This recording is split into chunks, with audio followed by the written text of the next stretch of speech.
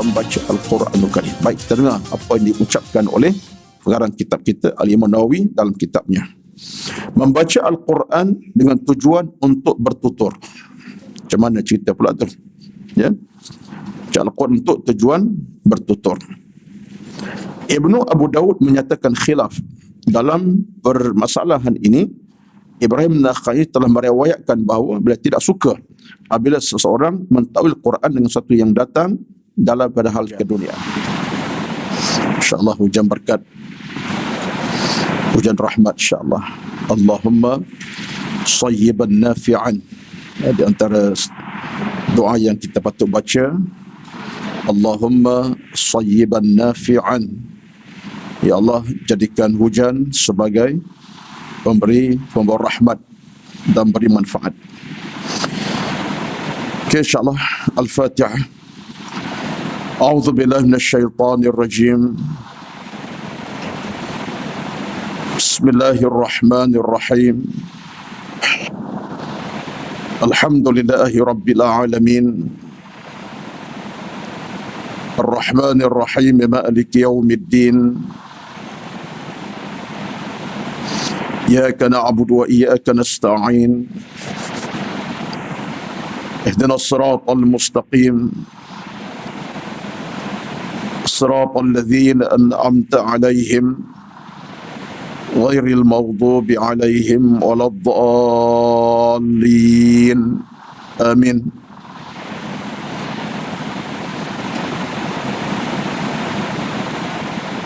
بسم الله الذي لا Assalamualaikum warahmatullahi wabarakatuh.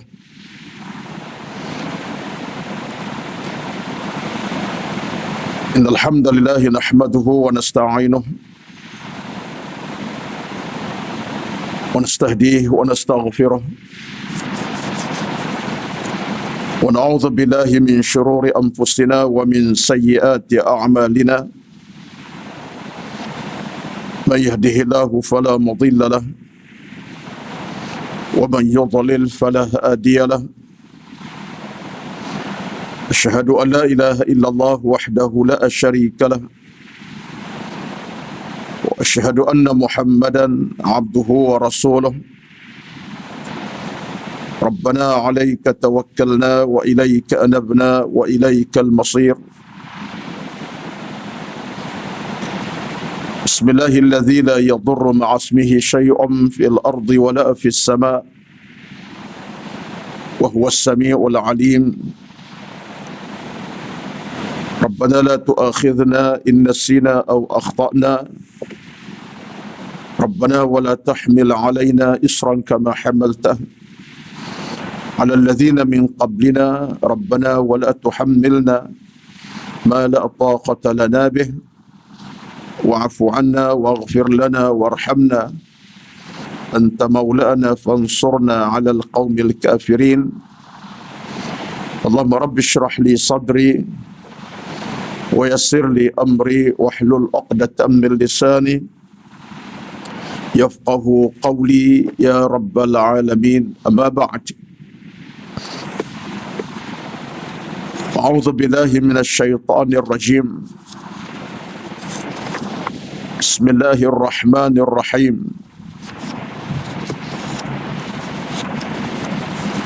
وذكر فإن الذكرى تنفع المؤمنين. Dan berilah peringatan, sesungguhnya peringatan, nasihat yang disampaikan memberi manfaat, guna dan faedah kepada orang-orang yang beriman. Sadaqallahul azim. Yang dihormati, dikasihi dan kuasa pengurusan program Kuliah Duha Masjid Al-Falah USJ 9 Subang Jaya dan seluruh yang hadir pada pagi ini, yang diraikan di kalangan para muslimin dan juga muslimat. Pertama-tama, alhamdulillah, kita bersyukur pada Allah Azza wa Jalla, walaupun dalam cuaca seawal pagi subuh tadi pun bermula hujan, tanpa henti dah Saya ingat dah memasuki jam ke-6 ni. Ya. Daripada pukul 4 tadi lagi saya rasa lah, saya tahu-tahu pukul 4 tadi dah mula hujan. Mungkin sebelum tu lagi. Dah hampir 6 jam ini. Kita doakanlah mudah-mudahan bukan satu musibah, tetapi suatu rezeki, bukan suatu bencana, suatu nikmat insya-Allah. Allahumma sayyiban nafi'an. Itu satu doa Nabi ajar kepada kita bila hujan turun agak lebat dan panjang tempohnya. Allahumma sayyiban nafi'an, ya Allah jadikan hujan yang turun ini memberi manfaat. Satu doa lagi Nabi sebut kepada kita, Allahumma hawalaina wala alaina. Maksud, ya Allah jadikan hujan turun sekitar kami dan tidak memberi bebanan ke atas kami. Maksudnya hujan turun sekadar basahkan bumi, suburkan tanah dan tidak memberi bebanan musibah. Itu maksud Allahumma hawalaina wala alaina. Jadi dalam agama ni itulah sifatnya. Ada ketika kita diminta berdoa bila berlaku situasi yang kurang menyenangkan, doa minta Allah jauhkan musibah, minta keselamatan. Itulah agama. Itulah kita dalam agama ni sentiasa dipimpin terpimpin, sentiasa dipandu terpandu. Cuma tinggal lagi kadang-kadang kita gagal untuk mengamali apa yang diajar oleh Nabi SAW. Itu kegagalan kita lah. Itu di antara kelemahan kita, gagal untuk menaikkan apa yang diajar agama. Contoh dalam konteks berdoa, ya, kita berdoa tetapi kita tidak fokus dalam satu-satu keadaan tertentu yang patut kita fokus. Contohnya macam hujan tu lebat, kita fokus, ya Allah jangan jadikan hujan ini sebagai musibah, tapi bermanfaat buat kami, bukan satu bencana, satu nikmat rezeki pada kami. Itu di antara sebahagian ajaran dalam agama Islam kita. Dan ini suatu di antara perkara yang menuntut kita untuk belajar dan belajar terus belajar.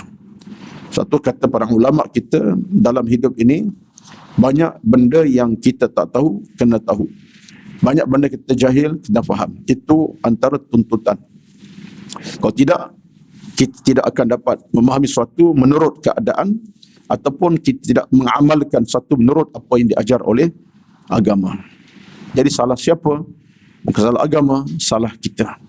Dan alhamdulillah pada pagi ini, walaupun dalam cuaca hujan yang turun agak lebat, tapi yang sampai, tetap sampai. Yang tidak dapat hadir, kita faham mungkin ada kekangan, jalanan jam dan saya pun jam teruk tadi, tapi redah jugalah dengan duk selawat, zikir. Dengan selawat, zikir itu, ya Allah permudahkan jalan sampai belum jam 10. Allah takdirkan, alhamdulillah sampai belum jam 10. Kira-kira 9.50 tadi dah sampai. Alhamdulillah. Tuan-tuan, puan-puan semua, kita bertemu kembali dalam sesi pengajian Kuliah Duha kita pada pagi ini. Dan kita masih lagi sebenarnya bercakap tentang suatu hakikat yang kita mesti ambil cakna, iaitulah bersama dengan kitab suci Al-Quranul Karim. Itu asas kepada topik kita, iaitulah kita bersama Al-Quran. Kita akan masuk dalam bicara kejap lagi tentang sambungan bicara kita pada bulan yang lepas.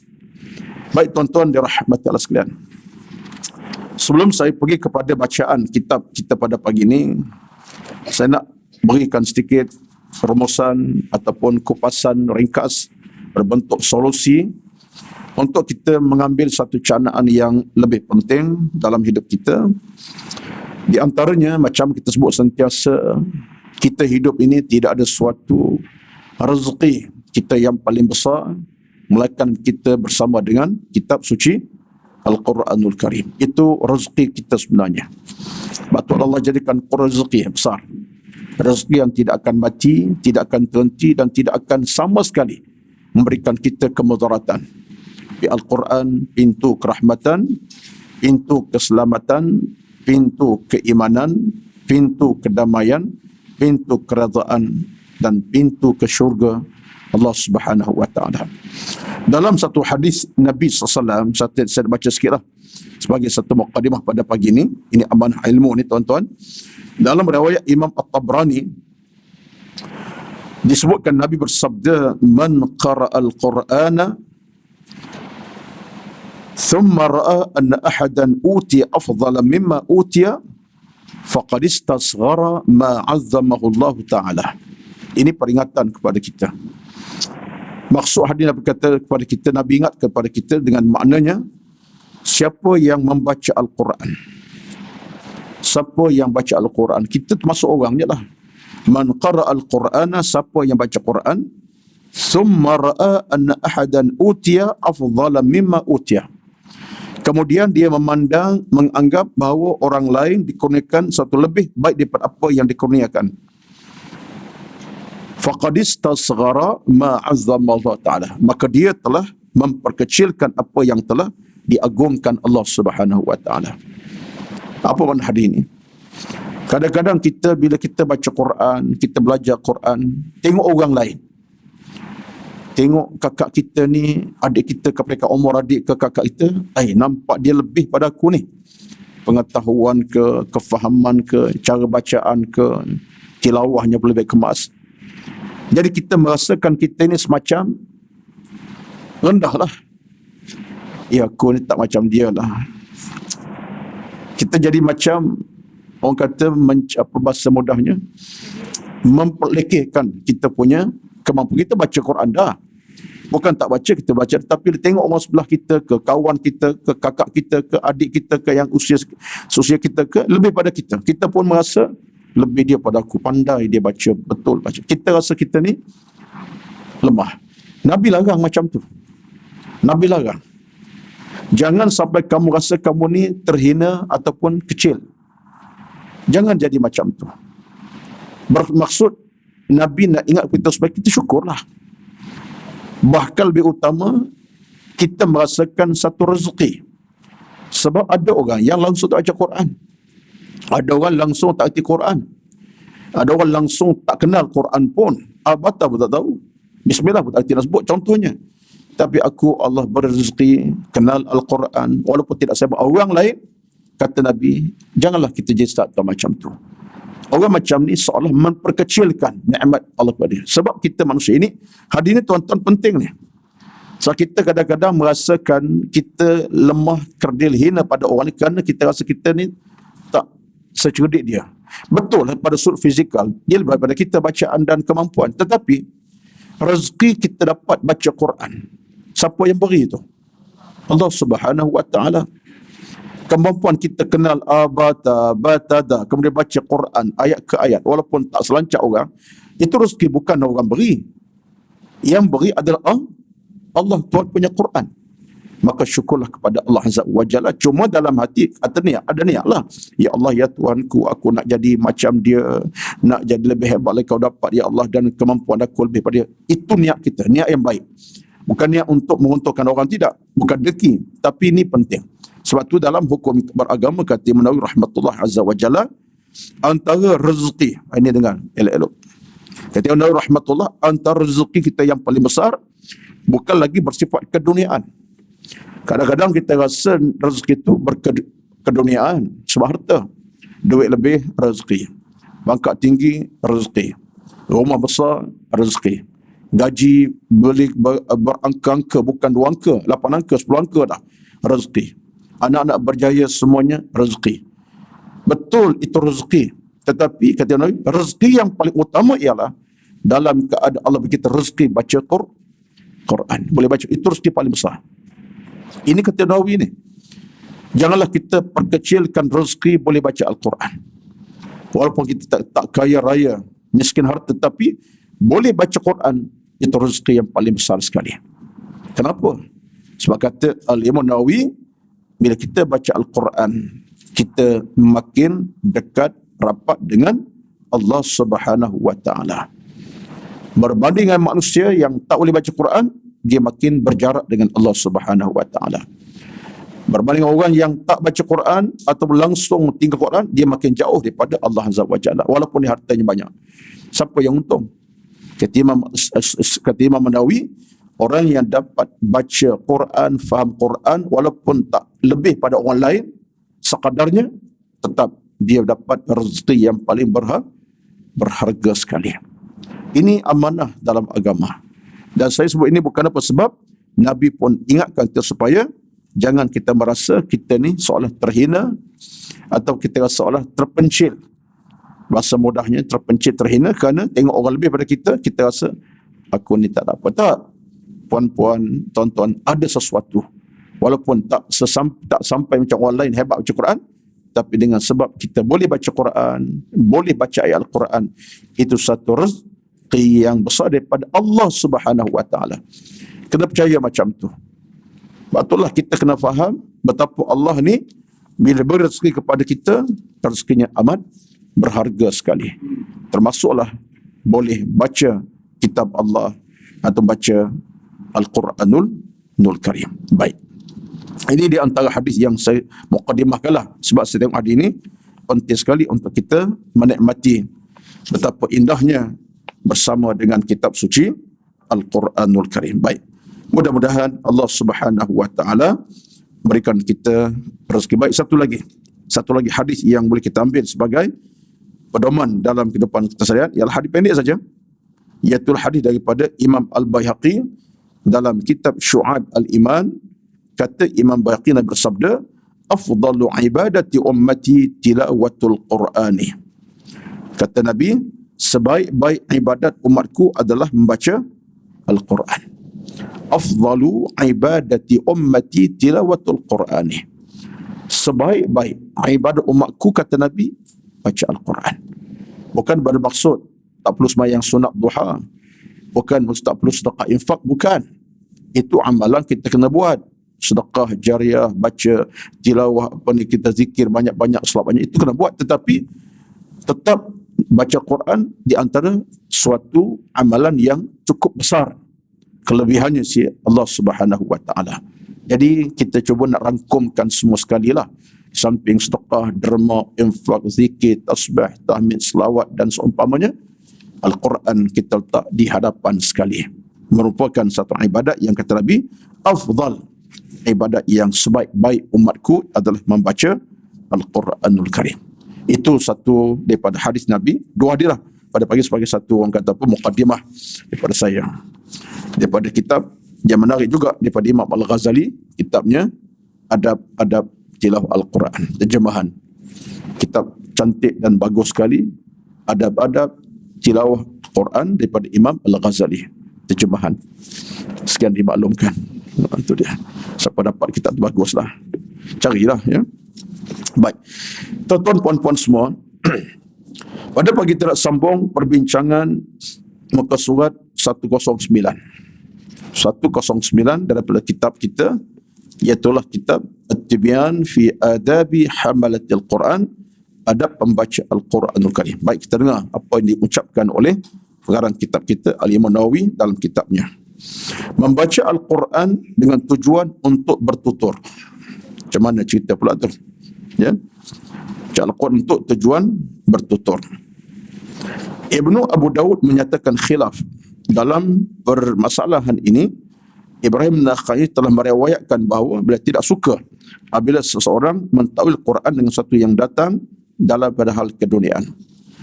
Umar Khattab meriwayatkan annahu qara'a fi salatil maghribi bi Makkah wa tin wa zaitun thumma rafa'a sawtahu wa qala wa hadzal baladil amin.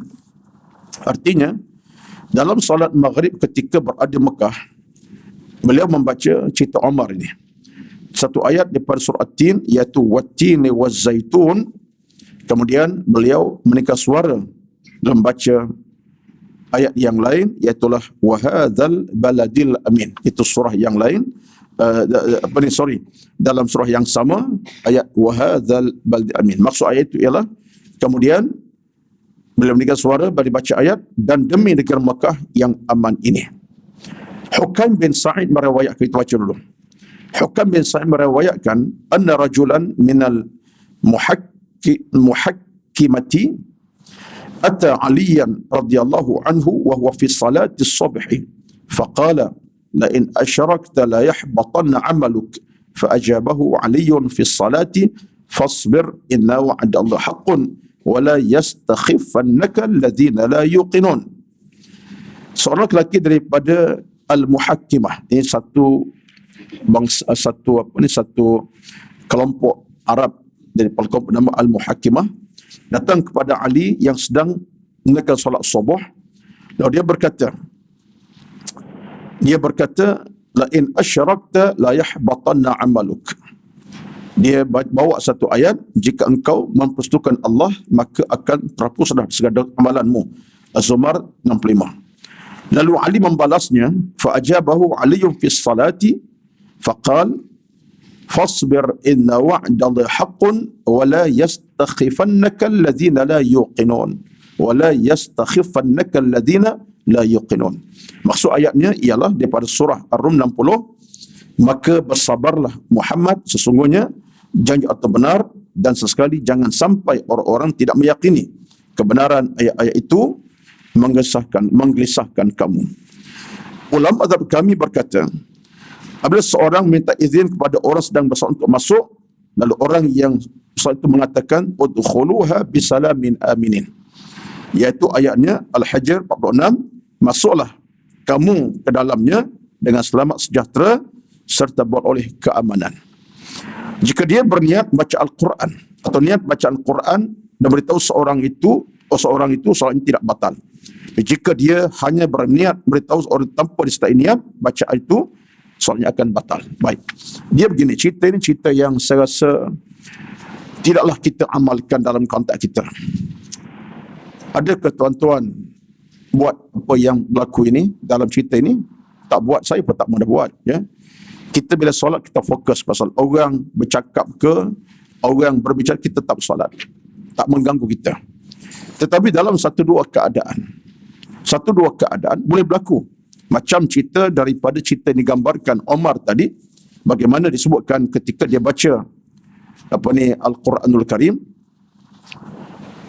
dia seolah bercakap, bukan bercakap di luar dalam solat dengan bahasa lain, tapi bahasa Quran juga.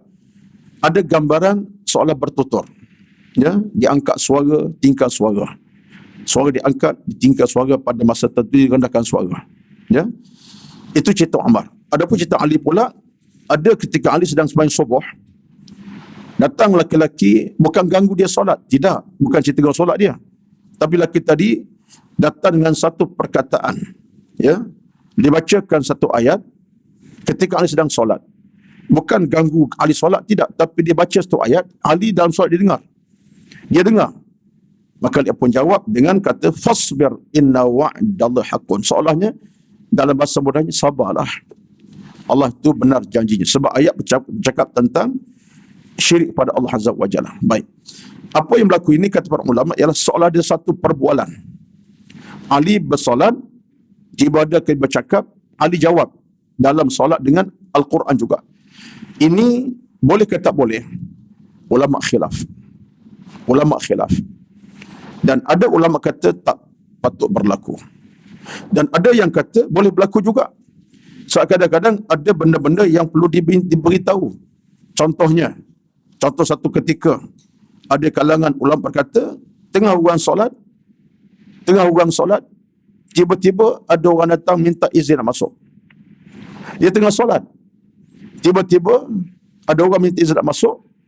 Dia pergi sebut ayat ni, udkhuluha bisalamin aminin. Dia baca ayat surah Al-Hijr dengan maksud masuklah dengan aman sejahtera. Sila masuklah solat, sila masuk. Tapi dia jawab bukan dengan bahasa biasa, jawab dengan ayat Al-Quran.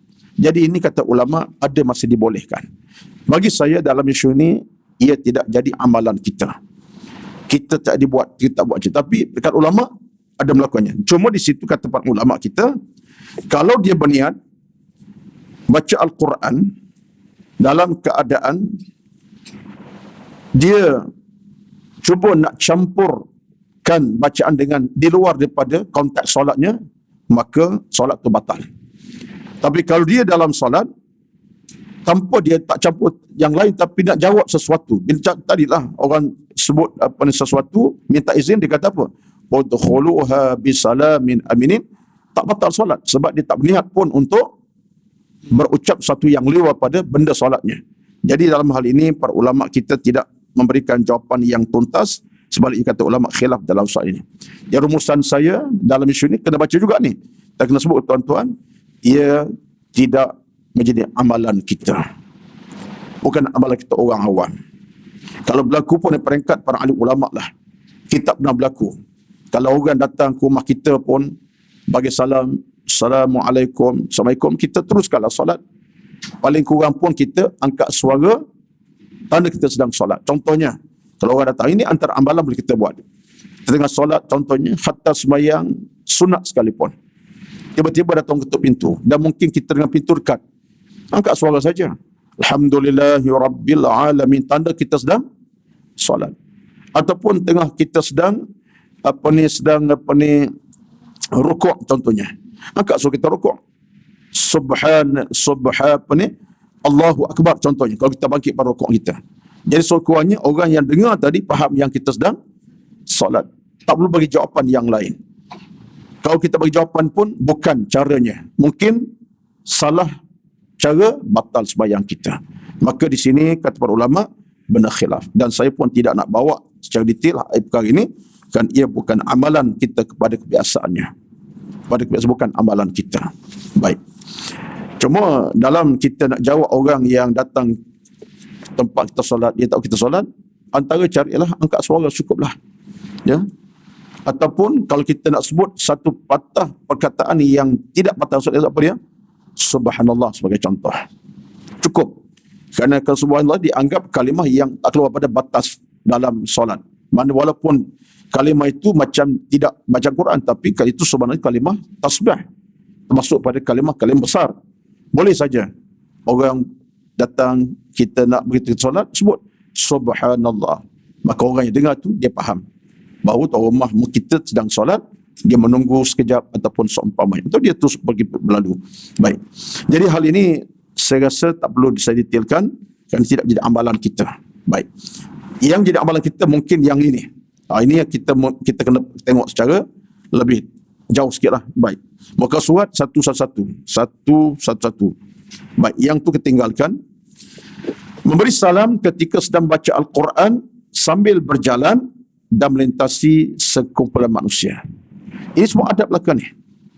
Adab Quran. Macam mana ceritanya? Kita sedang baca Quran, bagi salam. Atau kita dalam keadaan kita sedang berjalan, baca Quran, tengok ada orang, macam mana bagi salam, macam mana? Tengok cerita apa ceritanya. Baik. Apabila dia membaca Al-Quran sambil berjalan, kemudian melintasi sekumpulan manusia, sunat baginya untuk menghentikan bacaan, salam kepada mereka. Kita baca Quran sedang berjalan. Baca Quran sambil berjalan. Tuan-tuan, kita jarang buat macam tu kan. Tetapi kalau tuan-tuan pergi ke Masjid Nabawi Al-Haram, biasa orang sedang baca Quran, dia pegang mushaf Quran, dia sebab ada setengah tu hafal Quran.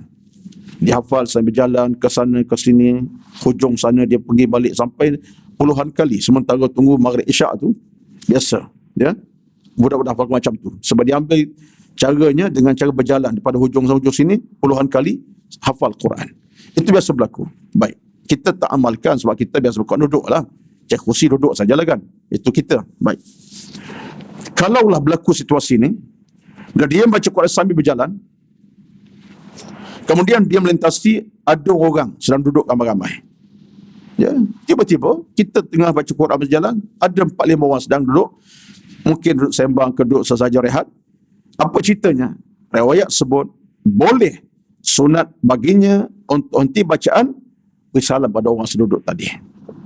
Yang duduk ramai-ramai, kita yang sedang berjalan dengan Quran tadi, boleh berhenti dan apa kita kata? Assalamualaikum warahmatullahi.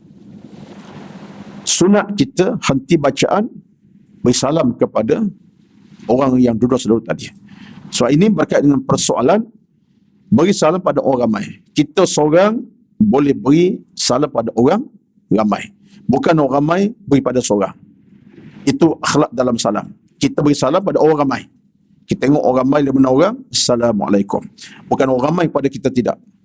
Jadi ketika baca Quran tadi, sekalipun sedang baca Quran sekalipun, dibolehkan dia untuk menyampaikan salam pada orang sedang duduk tadi dan sunat henti kebacaan dan sambung balik bacaan tadi. Ada ulama kata, apakah kita sambung itu tak perlu baca isti'adzah. Sambung terus.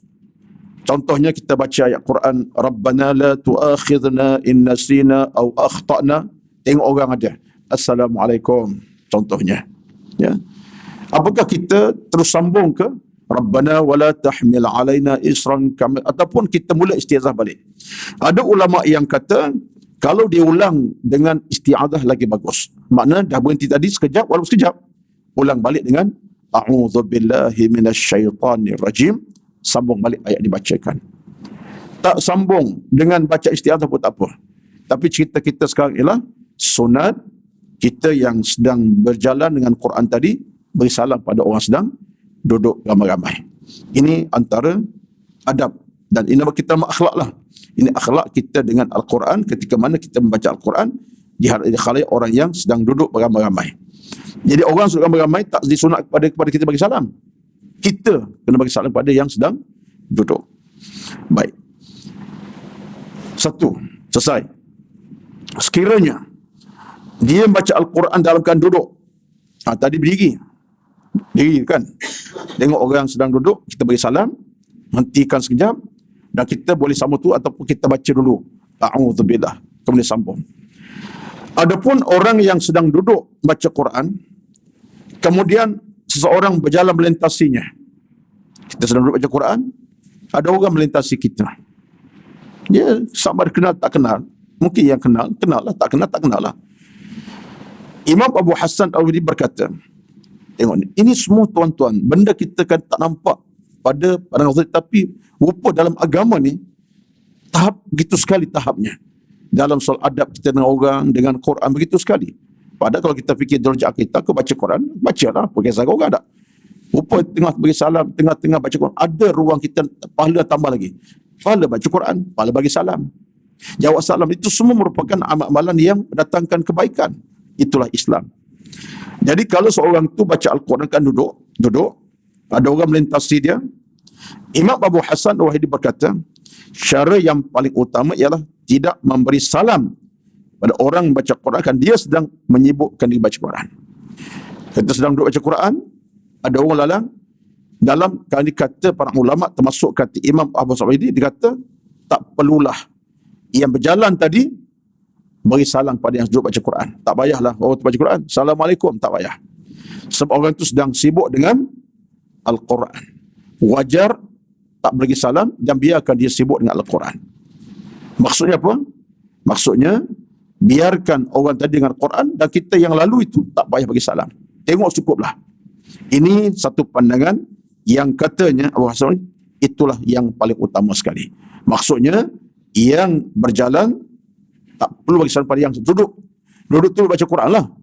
Tak payah bagi salam pada yang sedang baca Quran kerana dia sedang sibuk dengan bacaan. Kalau kata beliau lagi, jika seorang bersalam kepadanya, tiba-tiba bagi salam juga. Assalamualaikum, kau tu baca Quran. Kata beliau, cukup dijawab dengan isyarat.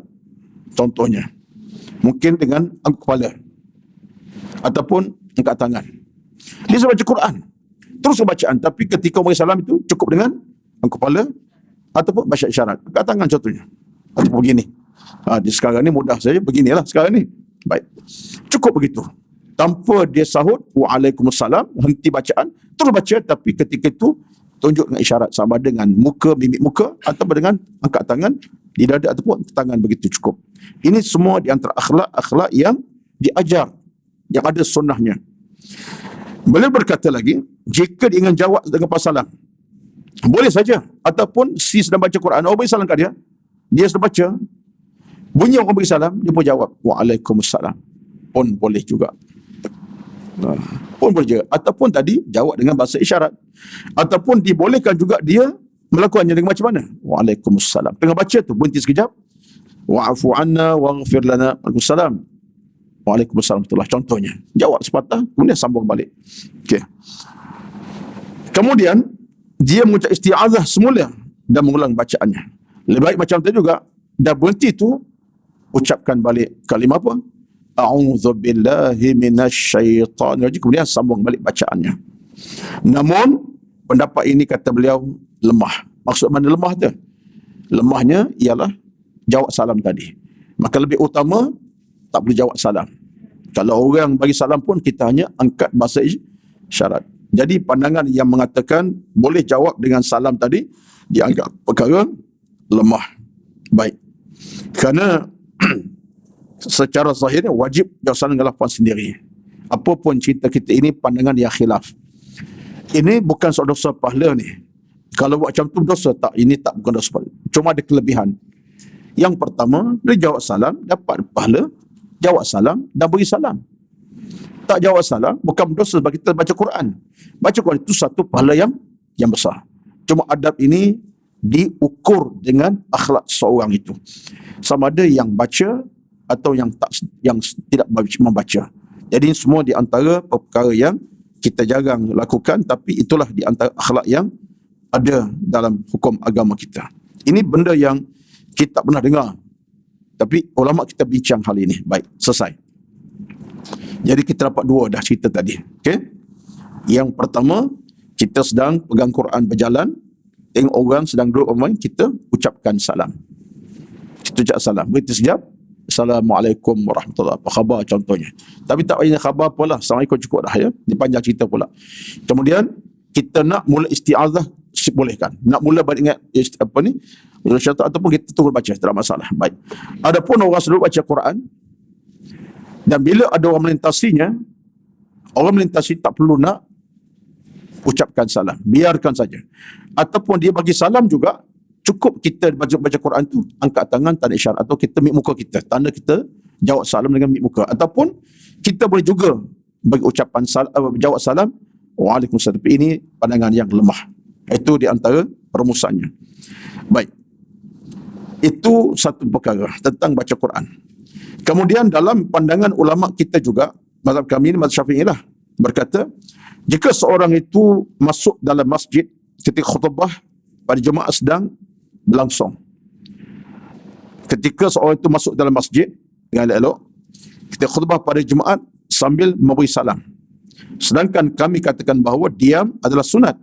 Wajib beri jawab salam menurut pendapat yang lebih sahih daripada dua pendapat ulama Syafi'i. Kita dalam isu tertentu, antara isu apa dia?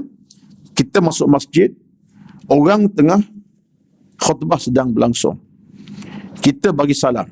Contohnya, bagi salam bukan salam pada khatib tu lah. Salam pada orang sebelah kita. Tak bagi Assalamualaikum khatib, tidak. Ya? Kita masuk masjid, orang sebelah kita lah. Kita nak masuk ruang solat masih ada dan khatib sedang berkhutbah. Soalnya sekarang ialah kita sambil masuk dan beri salam. Kawan tu duduk, kita minta ruang sikit. Assalamualaikum. Ya. Dalam hal ini, sedangkan dalam konteks Jumaat kita diminta untuk diam. Tanpa bercakap. Tak bersuara. Hatta tegur orang cakap pun tak boleh. Kalau orang suruh cakap tak boleh kata, diam. Kita pula jadi cakapnya. Kita kena diam ke diri. Baik. Dalam hal ini kata para ulama, sedangkan kami kata berdiam sunat, wajib jawab salam untuk pendapat yang lebih sahih pada dua pendapat. Jadi dalam hal ini ada pendapat mengatakan sekadar jawab salam itu saja tak jejas apa-apa. Sebab jawab salam itu wajib. Dia orang beri salam kat kita, Waalaikumsalam. Cukup.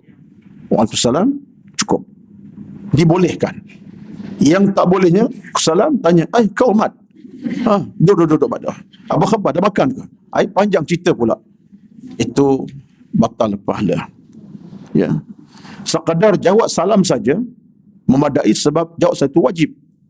Rudus salam ataupun rudus salam itu wajib. Jadi sekadar itu kata para ulama dibolehkan. Ataupun ada pandangan yang lain di sebalik itu ada di dalam kitab tersebut, tak jawab tak apa. Sebab ketika itu lebih utama mendengar khutbah. Dan kita yang masuk ke masjid tak bagi salam sepatutnya. Masuk sajalah. Sebab orang sedang fokus khutbah, kita belum bagi salam pun.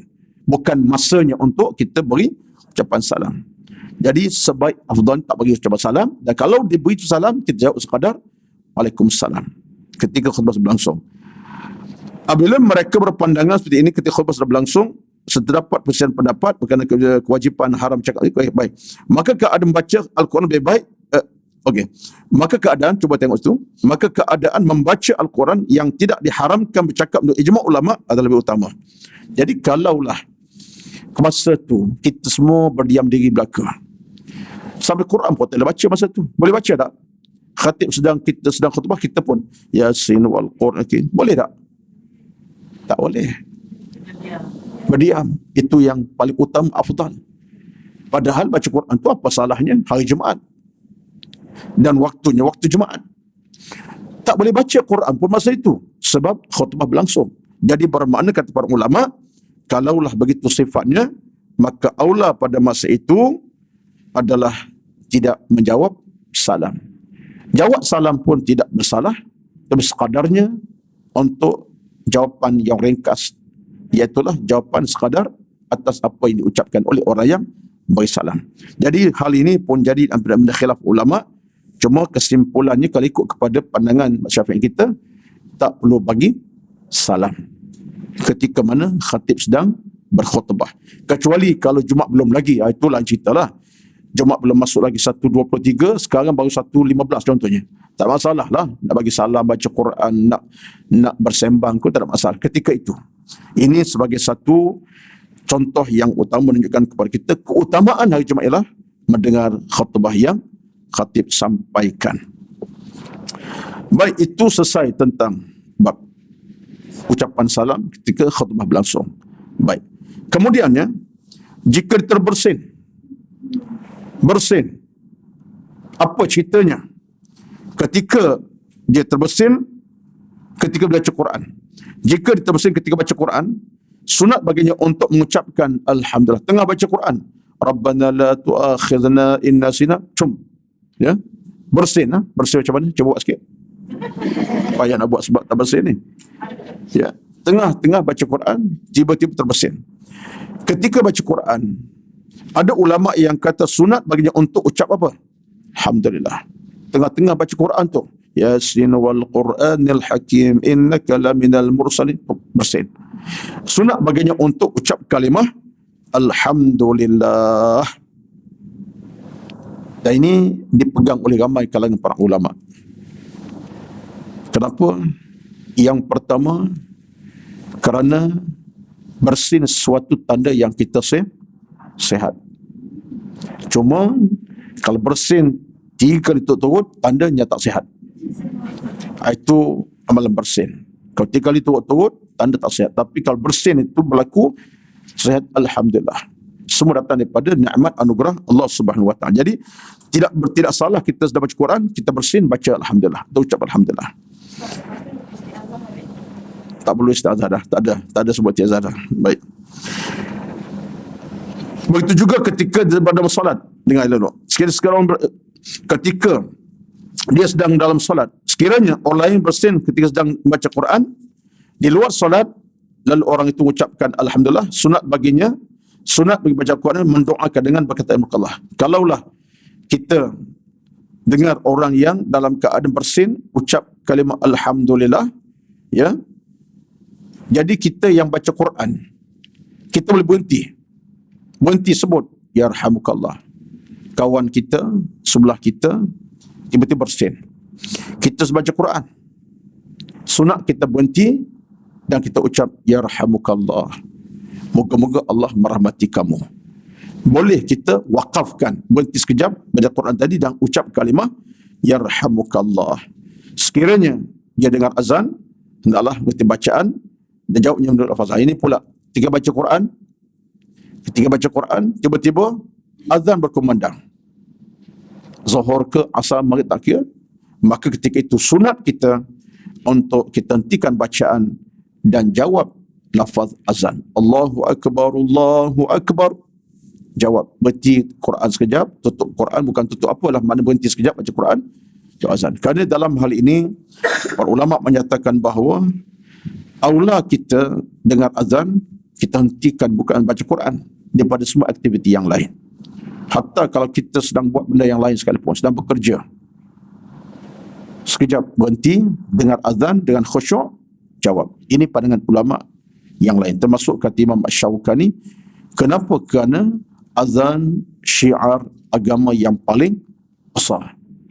Azan syiar agama yang paling utama, azan yang berkumandang untuk panggil kita sembahyang. Jadi patutlah kita kalau tengah meeting sekalipun, berhenti sekejap, jawab azan. Kalau kedengar azan lah, baca Quran, berhenti.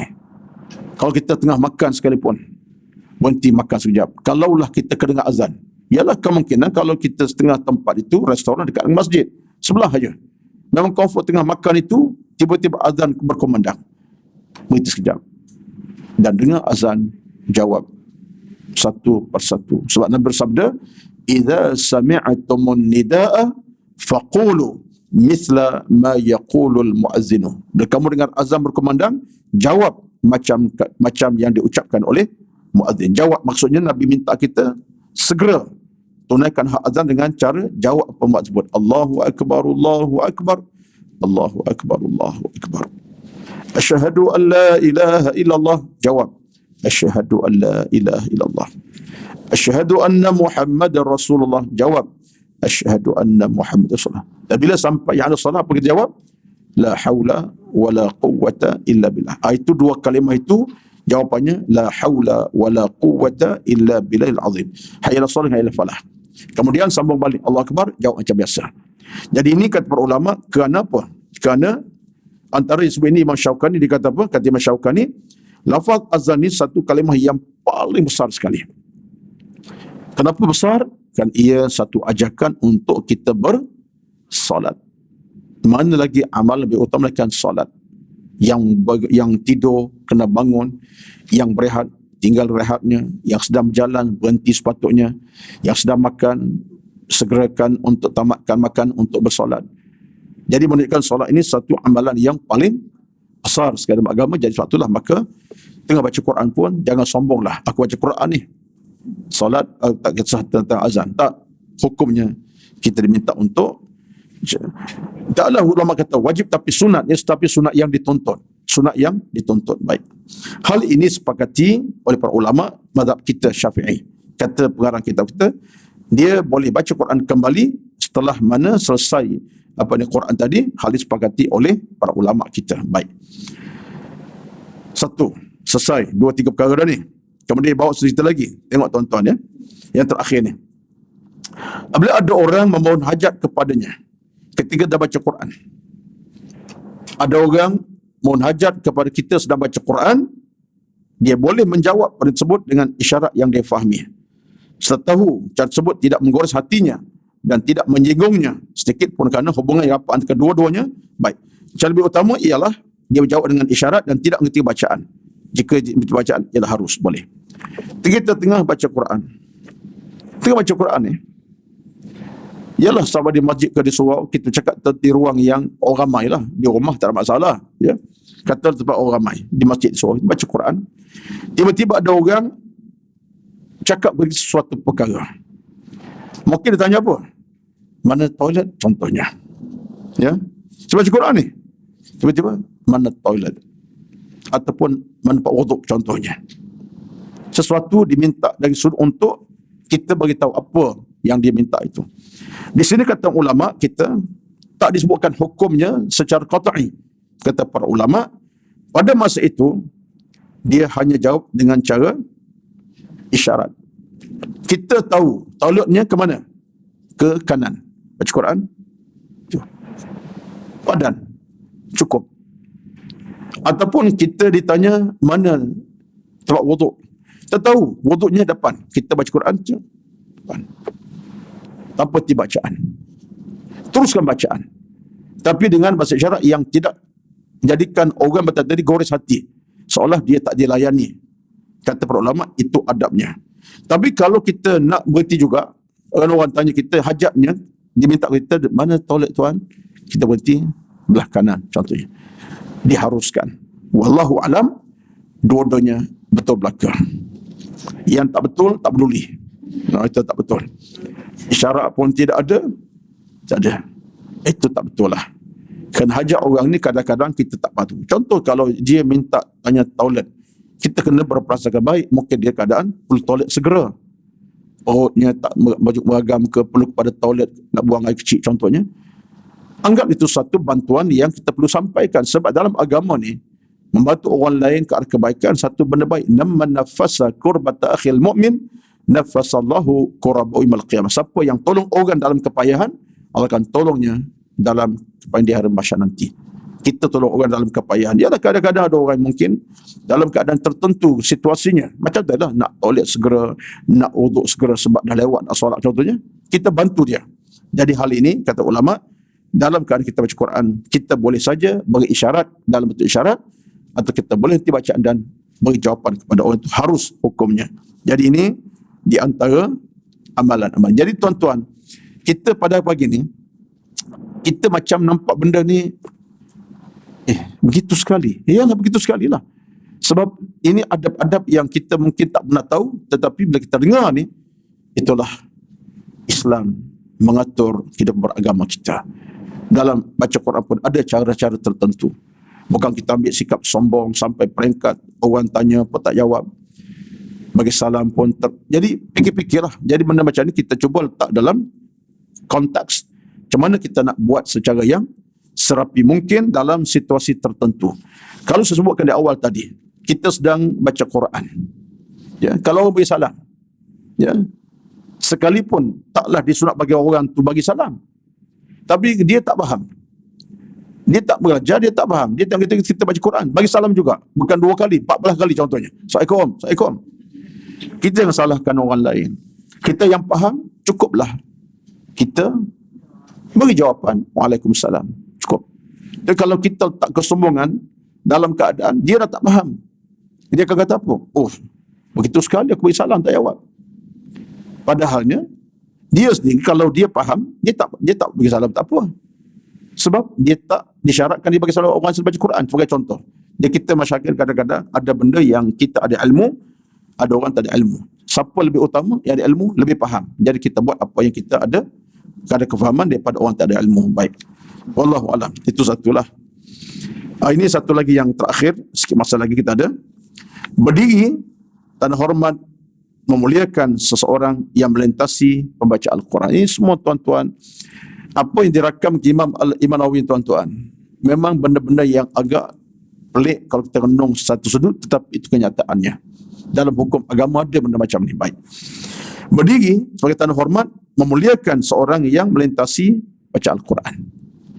Ni orang lebih tua umur, yang lebih tinggi jawatan, yang lebih dikenali. Apa hak kita? Kita duk baca Quran ni, tengok datang kita imam besar masjid negara contohnya, imam besar masjid Al-Falah contoh, datang Ustaz Zuhairi contoh-contohlah ya. Apabila ada seorang yang lebih berdukan dari sudut ilmu, kesalahan, kemuliaan, lebih usia dan warak, lebih dihormati kerana punya suatu kuasa lebih tua daripadanya atau sebab-sebab yang lain.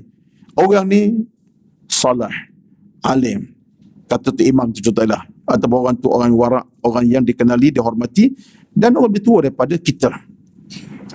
Melintasi seorang baca Al-Quran tidak mengapa bagi untuk berdiri di tanda hormat dan muliakannya.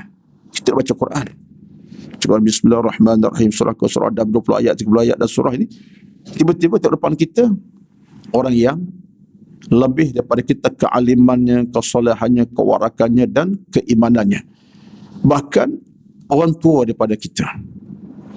Tidak salah kita pun yang duduk tadi bangun diri dalam apa? Mungkin bersalam-salaman, tanya khabar, tapi kita duduk baca Quran sekalipun tak salah kita bangun diri untuk menyatakan penghormatan kita kepada orang yang lebih kita patut hormati atas ketuaannya, kealiman dan seumpamanya. Tidak mengapa baginya untuk diri sebagai tanda hormat dan muliakannya, bukan untuk menunjukkan mengagungkannya. Maksudnya ialah ini adalah amalan yang diizinkan agama. Allah Ustaz, dia baca Quran sekalipun baca Quran. So atas asas orang tadi, orang yang lebih dihormati, lebih beriman, berilmu daripada kita, anggap itu sebagai satu penghormatan. Saya nampak itu kewajarannya. So kadang-kadang kita kena fikir lebih jauh ke hadapan. Sekali kita baca Quran sekalipun, kita baca Quran boleh saja bila masa, bila sebelah tapi orang-orang datang mungkin lalu depan kita, seorang yang dikatakan, ialah saya sebut apa tak tahulah, katalah seorang Tok Guru lah katakan. Dia lintas bagi kita, bukan lintas di belakang sehari. Mungkin dia lintas di depan kita, tu sajalah dia nak pergi ke mana-mana. Tiba-tiba dia muncul. Orangnya warak, berilmu, orang yang dikenali masyarakat. Ada kewajipan kita bangkit untuk meraihkannya. Sama ada kita nak bagi salam ke, nak bersalam tak kira. Tapi itu satu kelebihan. So orang ini mungkin bukan datang 16 kali depan kita, lepas pergi, itu masalah lain pula. Ya? Jadi kita anggap satu rezeki, peluang untuk meraihkan orang lebih. Quran tak boleh baca bila bahasa.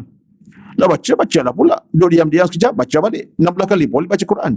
Tapi orang tadi, mungkin sekali lalu je. Jadi bagi penghormatan. Macam mana? Oh, tu PM dia. Kenapa tidak agung terus? Ya? Yalah, kita ada pertimbangan lah. Atas asas orang tu orang yang berjawatan, yang lebih dimulia masyarakat. Jadi tak ada masalah lah. Apa salahnya? Saya rasa saya pun, kalau saya duduk sedikit, tiba-tiba agung lalu. Saya bangun, perkhidmatan. Tuanku, apa khabar? Itu contohnya. Sebab kita dalam agama, tuan-tuan, sekalipun mereka itu siapa, kita kenal tak kenal, tapi ada di sana kelebihan pada kita. Hatta orang tua sekalipun. Bukan saja orang yang berpangkat kenal, orang tua. Dah dalam keadaan kita kenal orang tua, dah lebih orang, kita hormati. Pakcik, pak sihat, itu contohnya. So ini mereka kita tidak ada kesombongan. Jadi ini itu kita tengok nanti. Kita ada cerita ni. Perbuatan diri ini sabit daripada perbuatan Nabi SAW. Perbuatan para sahabat baginda beserta penyaksian dan perintahnya serta perbuatan tabi'in dan golongan sebab mereka. Nabi sendiri pernah bangun. Nabi dalam riwayat, Nabi SAW duduk, tiba datang siapa? Sa'ad bin Mu'az radhiyallahu anhu. Sa'ad bin Mu'az siapa? Dengan Nabi lebih utama sebagai seorang Rasul, seorang Nabi yang maksum, kehebatan Nabi. Sahabat ini adalah orang Ansar, ketua Ansar. Sa'ad bin Mu'az, ketua Ansar Madinah. Bila Sa'ad bin Mu'az datang, dia bangun, Nabi letak hamparan. Nabi muliakan Sa'ad bin Mu'az sebagai seorang ketua kepada kabilah, kepada Ansar Madinah. Tengok tuan-tuan. Kalau Nabi tak bangun, tak ada masalah. Dan sahabat pun faham, Nabi insan yang lebih mulia. Nabi. Tapi Nabi bangkit, bangun, persilakan Mu'az. Tuan-tuan sekalian, ini dalam sunnahnya macam itulah, dan kita pun kena ambil sebagai satu kemuliaan lah, ya. Menghormati orang lebih dewasa, lebih tua, lebih berpangkat, lebih hormati, apalagi kalau orang tu lebih berilmu, kesalahannya lebih lagi kita nak utamakan. Sekalipun dia tak soleh mana, tapi kerana pangkatnya ada, dikenali, hormatilah atas nama kelebihannya. Mudah-mudahan dengan sebab kita melebihkannya ada nilai dia sebagai sudut agamanya, ukhuwah, setia kawan itu ada, dan Allah campak dalam hati kita kebaikan demi kebaikan, insyaAllah. Itu di antara apa yang dapat disebut pada pagi ini tentang dua tajuk yang besar, tetapi tajuk ini tajuk saya rasa dapat kita ambil pedoman demi untuk sama-sama kita memahami. Inilah di antara adab-adab pembaca Al-Quranul Karim dalam satu dua keadaan. Mudah-mudahan sampai mesejnya kepada kita semua. Walaupun nampak tajuk hari ini nampak macam remeh je, tak remeh tuan-tuan. Kerana kita tahu bahawa dalam agama ini, menyusun agama bukan kita tapi Allah susun akhlak dalam agama Allah. Yang susun akhlak agama Nabi sendiri SAW. Kewajipan kita adalah menuruti apa diajar Nabi SAW, yang berbakti kita akan sambung nanti insyaAllah. Aqulu qawli hadha astaghfirullahaladzim li wa lakum wa lisa'ilil muslimina wal muslimat fastaghfiruh wa ghafurur rahim. Bismillahirrahmanirrahim. Alhamdulillahi rabbil alamin. Wassalatu wassalamu ala sayyidina Muhammad wa ala alihi wa sahbihi ajma'in. Allahumma inna nas'aluka ridha'aka wal jannah. Ya Allah, ya Tuhan kami, mohon kami daripada-Mu ya Allah keridhaan, keselamatan, keamanan, kebahagiaan syurga-Mu ya Allah. Allahumma rabbi yassir umurana. Ya Allah, permudahkan urusan ilmu dan amal kami. Allahumma nawwir qulubana bil Quran, cahayakan hati kami dengan Al-Quran. Allahumma ij'alil Quran rabi'a qulubina, jadikan Al-Quran bertapak dalam hati sanubari kami. Allahumma taqabbal minna, terimalah kami ya Allah, innaka sami'ud du'a. Tuhan kami yang mendengar bicara kami, mendengar doa-doa kami, mendengar rintihan munajat kami. Allahumma ghafir lana dhunubana, ya Allah ampuni dosa-dosa kami, walidina, dosa ibu ayah kami, kama rabbawna sighara, bagaimana mereka didik kami pada kami kecil hingga dewasanya kami. Allahumma arhamhuma, rahmatilah mereka berdua ya Allah. Rabbana atina fid dunya hasanah, ya Allah ya Tuhan kami, berilah kepada kami dunia yang bahagia membahagiakan kami, wa fil akhirati hasanah, akhirat yang bahagia membahagiakan kami, wa qina azaban nar, dan jauhkan kami daripada azab api neraka yang membakar-bakar, yang menakutkan kami, menyusahkan kami, mengecewakan kami. Wassallallahu alaihi wasallam Muhammad walhamdulillahi rabbil alamin. Taqabbalallahu minkum, taqabbal ya karim. Wassalamu alaikum warahmatullahi wabarakatuh.